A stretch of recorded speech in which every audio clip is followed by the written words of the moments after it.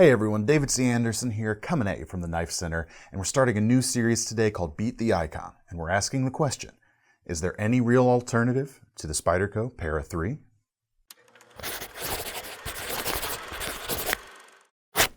So there's some certain knives out there, including this Para III right here, that kind of create their own genre. I mean, the chances are, if you're interested in something like a Para III, you're going to wind up with a Para III.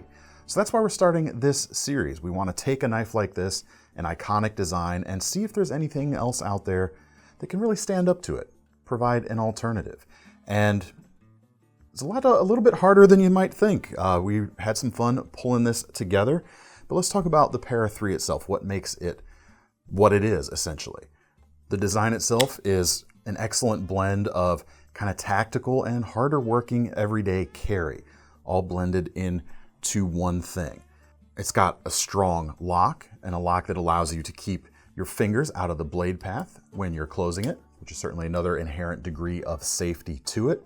It's got some great angles going on with the blade that allow you to maximize force onto it, and the angle down helps it point naturally and even allows you to use that tip a little bit more effectively than other knives with this amount of belly can sometimes do. You can utilize it a little bit more like a Wharncliffe in certain scenarios.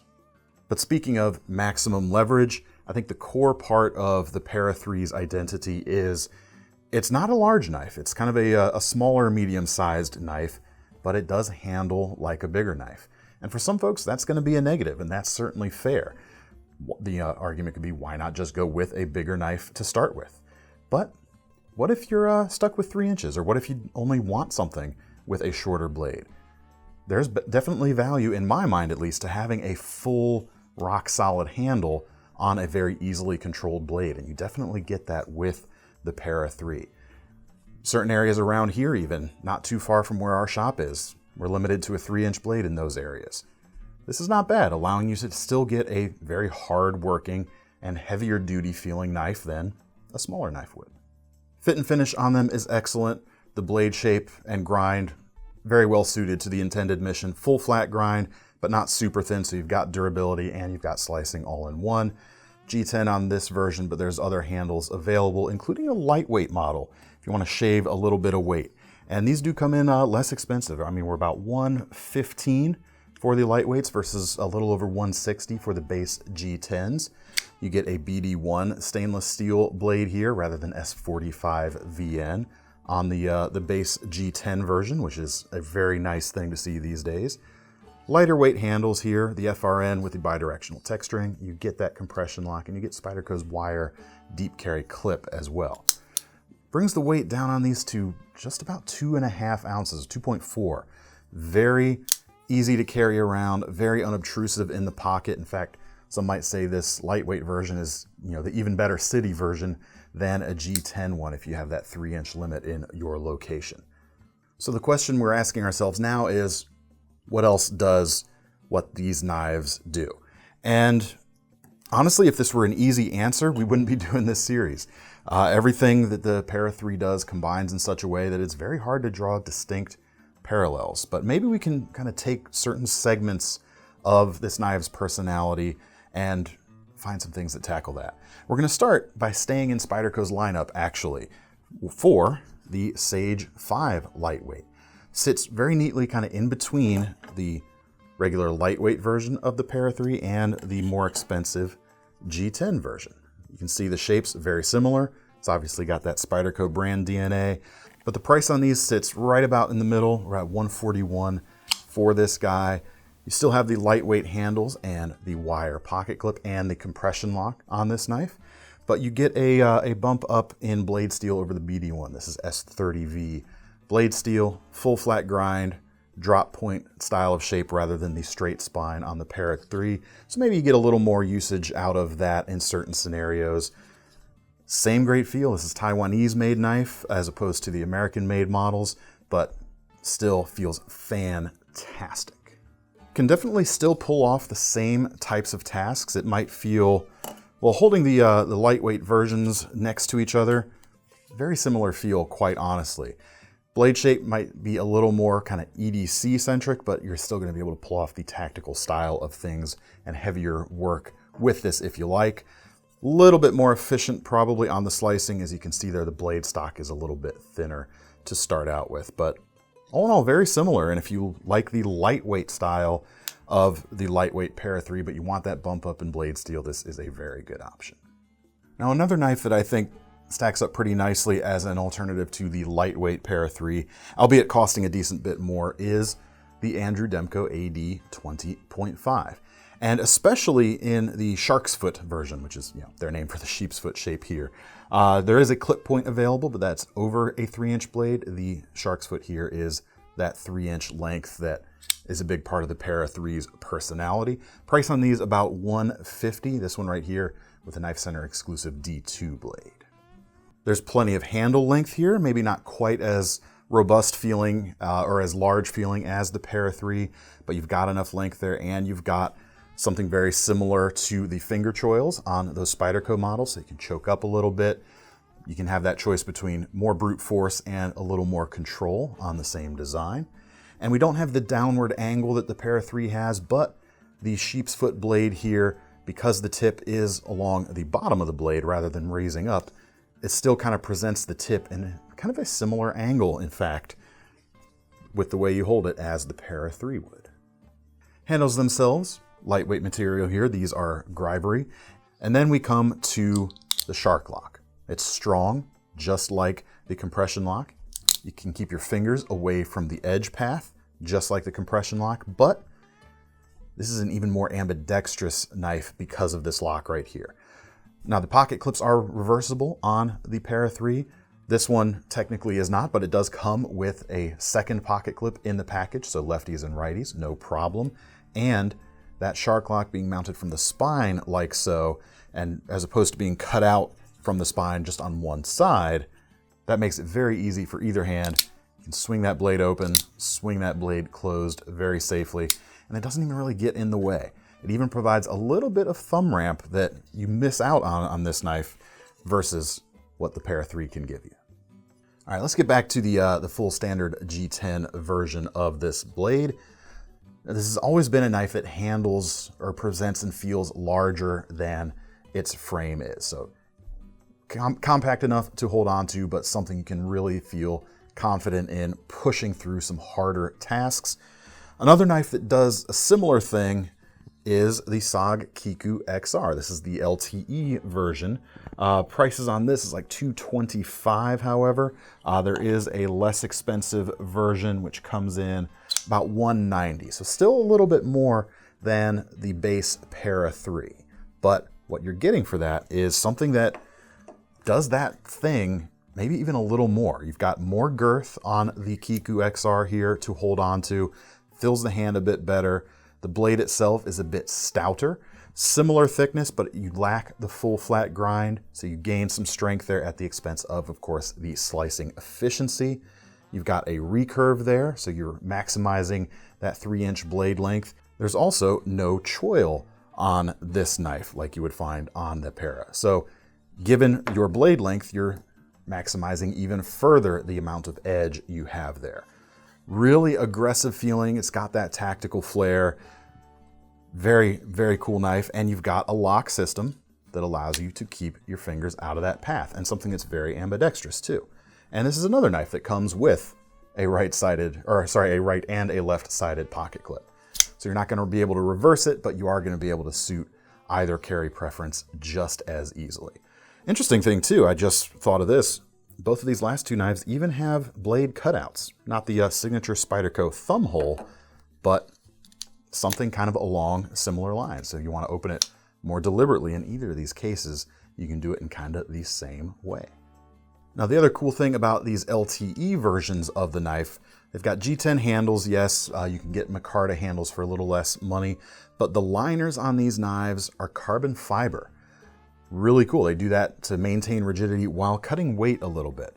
Let's see how they compare weight-wise. We're 4.1 ounces for the LTE version here versus the Para 3's 3.4. Kind of an interesting thing there. Even though The Para 3 itself doesn't have any kind of weight-saving carbon fiber liners. That Kiku is still a slightly beefier knife, both in the hand and on the scales. All right, moving on to the next comparison. Obviously, as I've mentioned, kind of tactical and hard use capabilities. Most folks, though, are just using this as your bog standard EDC. It's not seeing tactical use. It may not even see super hard use. It's just something you enjoy carrying day to day. So what if we do that? What if if we kind of slice out that segment of the Para 3's personality and show some nicer, kind of more premium, slightly less tactical things? First one worth taking a look at is the GiantMouse ACE Biblio, designed by Jens Anso and Jesper Vaknes, this collaborative brand between the two. Now, both side by side in pictures and in the hand, the ACE Biblio does feel a little bit smaller. There's still a good fair bit to hold on to, but it's not going to provide kind of the same large handled grip. Edge itself, though, very, very similar. So if you're the kind of person who isn't a huge fan of the smaller knife that handles bigger, maybe you'd rather just go for a Para 2 instead, the Biblio is an option that kind of scales it down. It might make a little more sense to you at that point. Now, prices on these start a little bit higher than the G10 Para 3s, about $185 for contoured G10 or contoured micarta. Also an upgrade in blade steel, M390, so you're going to be getting more edge retention out of this blade than the S45 VN you get on the standard Para 3, unless you pay for a upgraded blade version or one of the many number of sprint runs that are out there. So you get the bump up in blade steel and you get the contouring on the handle as opposed to the flat-sided scales on the standard Para 3. So there's a little bit of an upgrade there. Made in Italy, this particular line, or this particular model in the GiantMouse lineup, has some nice touches like the crown spine that you see a lot on Italian knives. You got an inset liner lock, which is really nice, and that wire pocket clip. Not reversible on this particular one, but other versions of this knife, you can reverse it. And I really like this one. This one's an expensive one, about $265, but you've got a stonewashed bronze handle with a natural micarta inlay that I think looks awesome, quite frankly. Gonna have a more premium feel overall. Finger choil's not quite as big for choking up, and of course you've got the edge ground through as opposed to the slightly better safety of the Para 3. Still, very cool option. Ball bearings, flipper, and a thumb hole for opening. Very, very cool.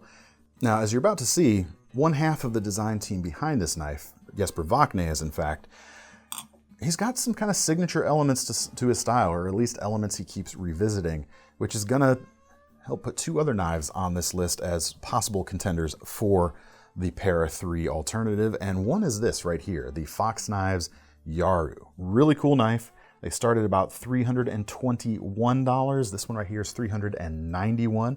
Again, another Italian-made knife.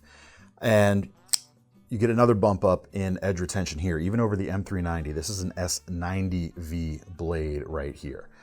Thick enough, high flat grind, kind of has a similar, similar elements like that to the Para 3. Definitely a distinctive blade shape as well with the straight clip point. There's even a hint of curvature to that. It's a really cool hybrid shape overall. Great slicer, decently strong tip it looks like, but still going to pierce quite well.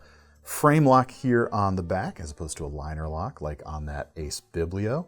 And this front one right here, we have a snakeskin carbon fiber. So in reality, this is more like a competitor to a sprint run Para 3 in a way. But it's not a sprint run, so it'll technically be available much more readily. Same kind of deal as the ACE though. Ball bearings in the pivot, flipper, and that thumb cutout. In fact, the thumb cutout is kind of that signature Vox shape. You see it on both of these right here. Really, really cool knife as well. Little bit more in the hand than the GiantMouse here because of the way the handle is designed there at the end. Even though the lengths themselves are quite similar, the Yaru has a design that feels like a fuller handle. It's not cramping you or suggesting your fingers move a certain way quite as much, and then you can still choke up for the finer work in that choil. right, this next knife, again, has a nice premium feel, but we're bringing back more to the handle, and that is the ArtisanCutlery Wren. And this one might be, of everything on the table so far anyway, the closest approximation to the Para 3 that we've seen yet. $188 for this particular version. It is a titanium frame lock flipper. There's a few colors to be had. Put together really nicely. The milling pattern on here is quite fine, feels great in the hand, contoured titanium as well, and S35 VN steel. So not quite the latest and greatest like the S45 VN on the Para 3, but in the same ballpark, more premium handle materials for sure. You're not going to get the American construction out of it if that's your thing. That is the trade-off, but not too much more expensive, 25-ish bucks for those upgrades over the Para 3. So that's pretty cool too. The handles, like I said, feel great, and even without using the choil up there, plenty to hold on to for most folks. And then you've got the choil for the finer work. You've got, again, a decently thick blade stock, but not too thick, with a high flat grind, and a blade shape that's going to be able to pull off some of those like Wharncliffe-y things. In fact, it is pretty much a modified Wharncliffe here with just a little bit of belly. So not quite the same as the Para 3 in that regard, but not too far off either. As far as the action, it is a ball bearing flipper, and it's from ArtisanCutlery, so you know it does a good job. But you can still do the thumb opening here thanks to the fuller that this knife gives you. So it has, just like the Para 3, it has a couple of different opening methods for fidgetability, either with the thumb or with the wrist flick. On this guy, you've got the thumb or the flipper. And let's see, can you do that Spyderco thing, the Spidey flick? Yes, you can, although we can't call it the Spidey flick on the Artisan, now can we? Which actually reminds me, I haven't done that on the Para 3 yet. There you go, that works. Let's try the others real quick. I want to make a fool out of myself. We do it on the, I've tried this on the AD20.5 before. There's a fair bit of detent towards close, so you kind of have to get a little more wrist going on that guy. What about the SOG?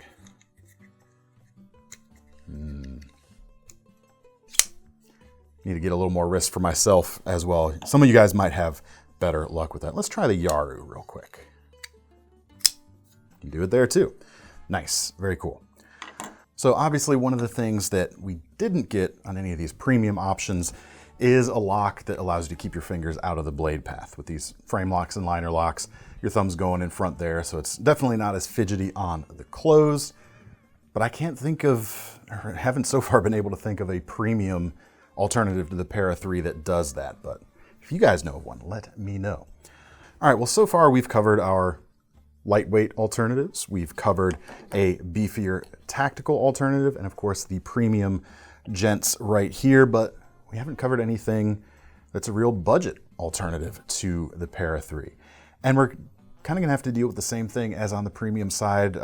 Nothing stood out to me as something having a lock that does the fingers out of the blade path thing. But there's some things that can get you in a kind of a similar attitudinal ballpark as the Para 3. And just like at the beginning, we're gonna start by staying in Spyderco's lineup. For a budget alternative from Spyderco, I think the Spyderco Efficient is as close as we're gonna get. It's kind of a cross between a native 5 and a Para 3, yet with a liner lock in a way. So that's kind of the way I think of this knife. 53, 54 bucks for these guys. But just like the Para 3, the Efficient is a knife that, you know, presents like a larger knife. It feels like a bigger knife in use, despite having just that 3-inch blade, which pretty much everything here adheres to that as well. Definitely feels good whether you're choked back behind the choil or choked up on it for finer control. Blade shape's actually a little more similar to the Sage than the Para 3 because you got the dropped spine as opposed to straight, but it does the same kind of dropped tip that the Para 3 does. It points down a little bit more. It'll present forward naturally in a thrust, and you can do the slightly more Wharncliffe-y things where you really want to use that tip. Slicing actually might be a little more efficient than the Para 3 as well, because the blade stock is a little bit thinner along with the full flat grind. It's a design that just plain works. Plain and simple, that kind of wraps things up. You don't get kind of the fidgetiness of the Para 3 though. If that's one of the things you like about it, you're not going to find it here, but all of the actual working bones, this can really stand up quite nicely as a budget alternative. If you want some fidgetier options, another Vox design, check out the CRKT Pilar III. I actually really like this as a budget alternative to the Para 3. More than I thought. Like I pulled them out to compare and it makes a lot of sense to me. About 40 bucks for the standard version, or just 50 bucks for a D2 bladed version that you see right here. Not a super thin blade, almost a high flat grind. This is not going to slice as efficiently as the Para 3, but it's got similar kind of feel to it. Same thing with the handles. You've got your standard grip and you've got the choil to choke up on. A little bit more slender overall, but still a nice full grip when you need to use the knife harder. We do have a frame lock, so your finger does move in front of the blade, but you do have a couple of different options for deployment. Use your thumb or index finger, middle finger. You can do that middle finger flick, thanks to the hole cut out there, similar to a Spyderco, and then of course with the ball bearings in the pivot on this particular knife that give it very, very smooth action overall. Single position pocket clip here, right side, tip up. Fantastic budget knife here, whether you consider it an alternative to the Para 3 or not. It's just that good. All right, this last knife, more affordably priced knife, is probably one of the ones that makes the least amount of sense on paper, but that's the advantage of getting to handle so many knives here. You start to, as you feel things, certain things start to make sense together, and this one makes sense to me. And that's the Cold Steel Mini Recon. You don't get a finger choil, you don't get a fast fidgety lock like you do on the Para 3, but when you hold these two next to each other, it makes sense. In hand, to me, it makes a lot of sense. About 68 bucks for these guys, and the reason it makes sense is the feel in the hand. It has a similar kind of forward angle to the blade, or negative angle to the blade. You've got a bit of a thumb ramp right here, and you've got finger protection. Just a hair less effective grip length than the Para 3. You know, in terms of sticking right inside the quote-unquote beak here at the back, if you're inside that, technically the Para 3 has less, but because of its shape, very easy to hang off the back and get a little bit more out of it. But there's still enough on that Mini Recon for sure. And in fact, if you are there behind it, you're a little closer to the actual edge itself for the work you need. So it's still very nimble even without that finger choil. This knife is definitely more ambidextrous too. You've got two pocket clips, one for either side. You've got a reversible thumb stud.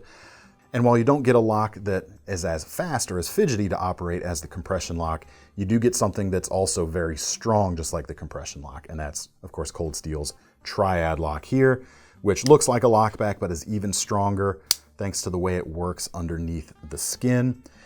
A little bit more deliberate to operate, and really that goes kind of for the blade too. Yes, you can flick it out, but you have to really go for it because you have to overcome that bias towards closure. It's really more of a deliberate opener. And that blade shape, I think the Tonto is certainly very popular. The clip point looks great and is my personal aesthetic favorite, but the drop point in this matchup I think makes the most sense here. AUS 10 blade steel, not quite as thick as the Para 3 and a high flat grind. The Para 3 might be a little more efficient with its combination of qualities there, but you're still gonna have a very efficient cutting drop point blade with this guy. You get a little bit of a thumb ramp and the finger guard there. I don't know if I mentioned that already. This works. This makes a lot of sense to me. Might not be my favorite budget alternative. I think the CRKT makes a really strong case for itself, but I'd love to know what you folks think on any of these knives, not just those. And what am I missing? Is there another true Para 3 alternative out there that I'm not seeing? That's kind of what I want the point of this, Beat the Icon series to be. We've got the icon at the front. I'm presenting some possible alternatives for you, and now you guys have to vote down in the comments section. Make your voices heard, and let me know what I'm missing, like I said. That's it for today. If you want to get your hands on any of these knives, links will be in the description. That'll take you over to KnifeCenter.com. Make sure you sign up for our Knife Rewards program while you're there, because if you're going to spend your money on one of these knives today, you might as well earn some free money to spend on your next one. I'm David C. Anderson from the KnifeCenter, signing off. See you next time.